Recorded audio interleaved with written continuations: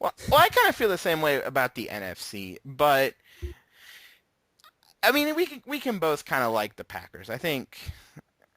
I, I, I mean, I, you at least think that they do everything right, and they've yeah, played like tough teams, tough all year long, and they've they gutted it out to 10-6, and they beat my team in the playoffs, the Eagles, and then they went it down and just completely just mauled the Falcons, but yeah. and which they were the number one seed, 13-3. And and the Georgia Dome is a tough place to play.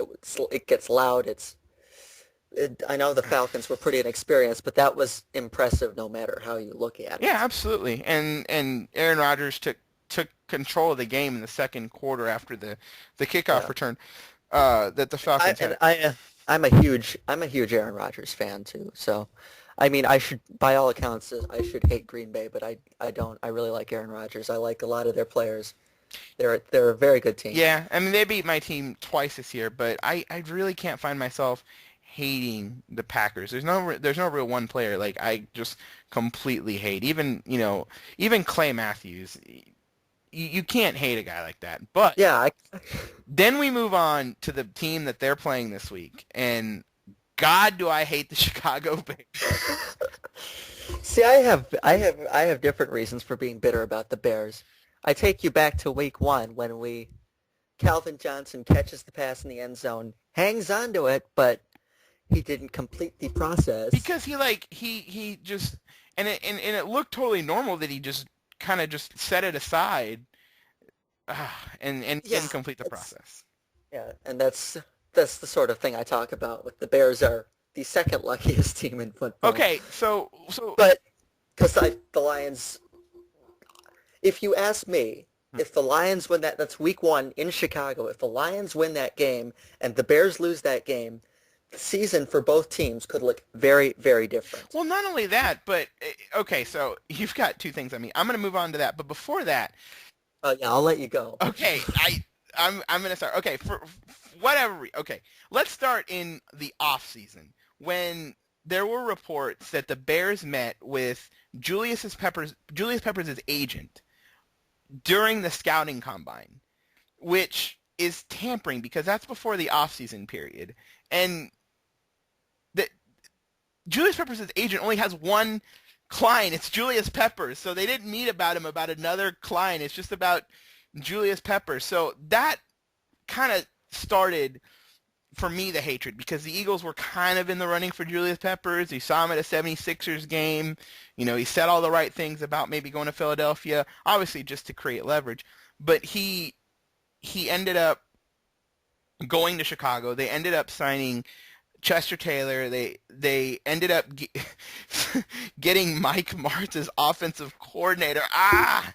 And let's go through their home schedule. You say that game would have changed a lot, and I really think it would have because the Detroit Lions started out their first three division games on the road, whereas the Chicago Bears started their first three division games at home. They had the Lions.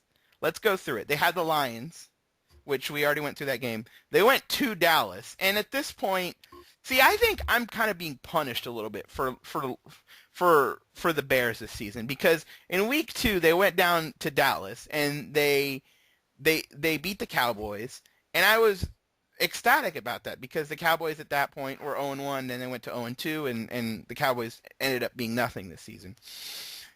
Then they come up to Monday Night Football and back at home against the Green Bay Packers, and they beat the Green Bay Packers in what I call a Chiefs against the Chargers earlier this year. It was just the luckiest. Did you watch that game where they had like every penalty called against the Packers and Devin Hester had to return a punt and it was just completely ridiculous what happened in that game. I do vaguely remember that game. Yeah, I okay, so then they had that game.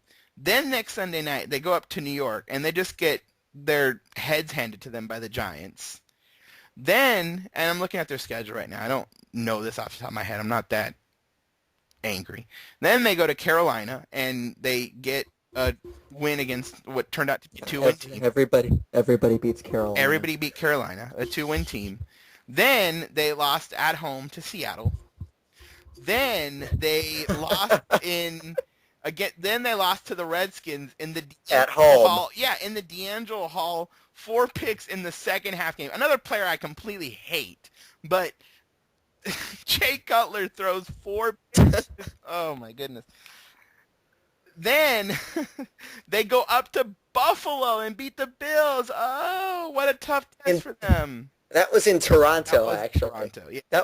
That was the Toronto game. Yeah, that was in Toronto. Then they come home and they beat the Vikings, and Brett Favre has thrown all kinds of interceptions. That was one of the Vikings games that we were subjected to here locally, just because there I'm was so sorry. Yeah, so you had that. Then they go down to Miami. Okay, this is where it starts getting a little ridiculous for me. Then they go down to Miami, and they have to face Tyler Thigpen on Thursday Night Football. Tyler Thigpen, a third-string quarterback, and they shut him out 16-0. Then they come home and beat the Philadelphia Eagles, where Jay Cutler throws for 67% completion percentage. Mike Vick throws his first interception of the season at the goal line. I do remember that. And they march to the other side of the field and score a touchdown before halftime. And Mike Vick comes back and almost ties it up, or almost wins the game, and Brent Sully catches a pass with 4 defenders on him.